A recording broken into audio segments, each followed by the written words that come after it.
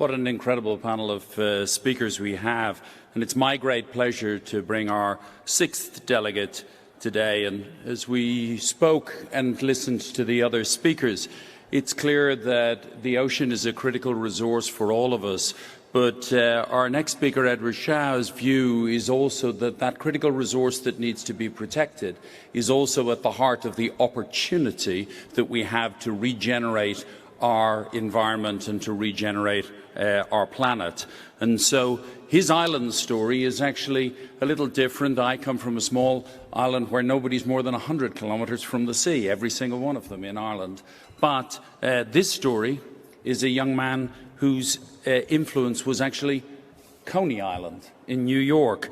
Edward is a New Yorker and an environmental engineer, was spending his time working as a lifeguard in Coney Island Beach, and realized that while focus had developed on planting trees and doing other things that were regenerating the land, there didn't seem to be the same focus and emphasis on regenerating the 70% of the earth that's covered with water. So his work has been, how can we harness and address the challenges that the ocean has, but then harness the ocean to be part of our sustainable solution? And so in doing that, he has introduced a project called QRRestore, which is a multifaceted program which he will explain, but it's dedicated to coral and coastal restoration.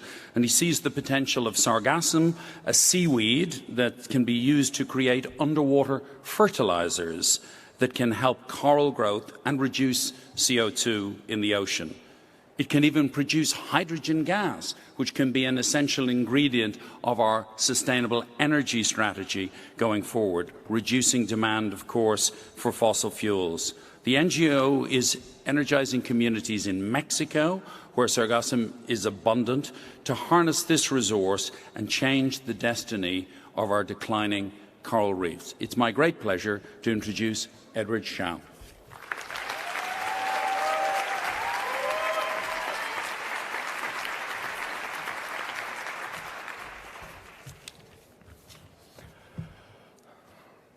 Solar panels, electric cars, carbon taxes and credits, no to fracking, yes to offshore wind.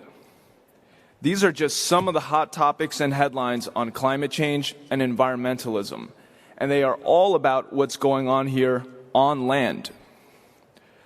As a young environmental engineering college student back home in the US, I worked summers as a lifeguard at Coney Island Beach. With those summers came long hours staring at the horizon when I found myself wondering, why aren't we talking more about the oceans? The importance of our oceans cannot be overstated. It is the planet's largest biosphere, hosting up to 80% of all life here on Earth. It generates 50% of all oxygen that we breathe and absorbs 1/4 of all carbon dioxide emissions essential for climate and weather regulation. It is also economically vital. And yet, here we are plundering the oceans as if though fish is a never-ending resource, flooding them with up to 13 million tons of plastic yearly. We pollute it with sunscreen, which is lethal to coral reefs. Add in seabed mining, deadly oil spills, untreated wastewater and agricultural runoff, and we have a recipe for a giant blue house of cards. When will we realize that our mysterious seas are an ecosystem just as complex and heartbreakingly fragile as the Amazon jungle? Today, 500 million people worldwide rely on the oceans for food, for livelihood, and for security. That could be 1 in every 20 people in this room currently facing food insecurity, rising tides, and an acidifying ocean with the next coming decades.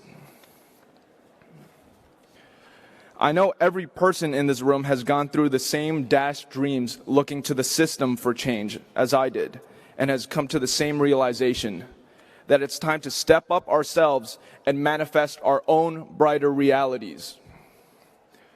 Towards that end, I've incorporated an NGO dedicated to United Nations Sustainable Development Goal 14, which is life underwater.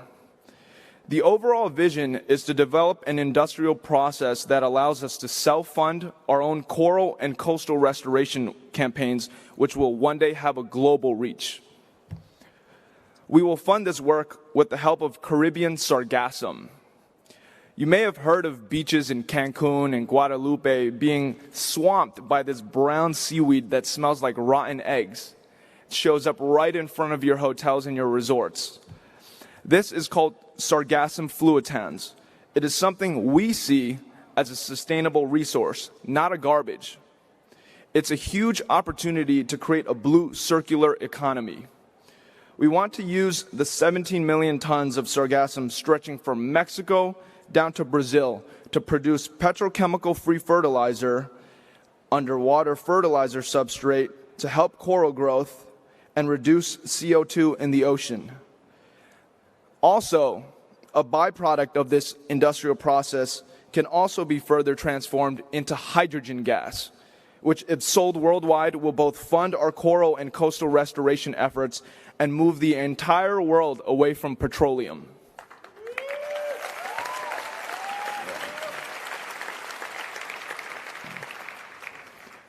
But enough about the science, because at the very heart of our vision are the local communities. As I'm giving this speech, we've just come from a trip to Mexico where we have successfully assembled our team, our superhero team, of local marine biologists, scuba divers, and environmental activists from all over the country.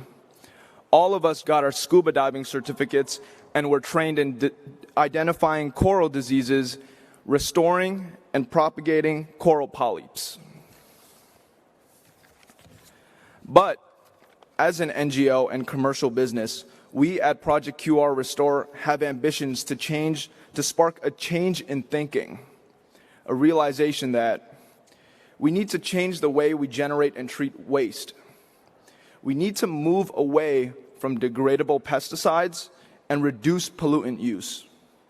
We need to go back to these age-old food production methods that don't deplete our ecosystems. We need to eliminate our destructive fishing methods, and we need a vastly advanced legal regulation in this arena. Right now, I look at each and every one of you, and I see people embedded in governments, large multinational companies, and small companies. But we are all in the same room now. So the last thing I will do before closing this speech is ask each and every one of you to turn to your neighbors and shake their hands. All right. Let's go. Yeah. Let's all put our differences aside and become ocean allies today. Thank you.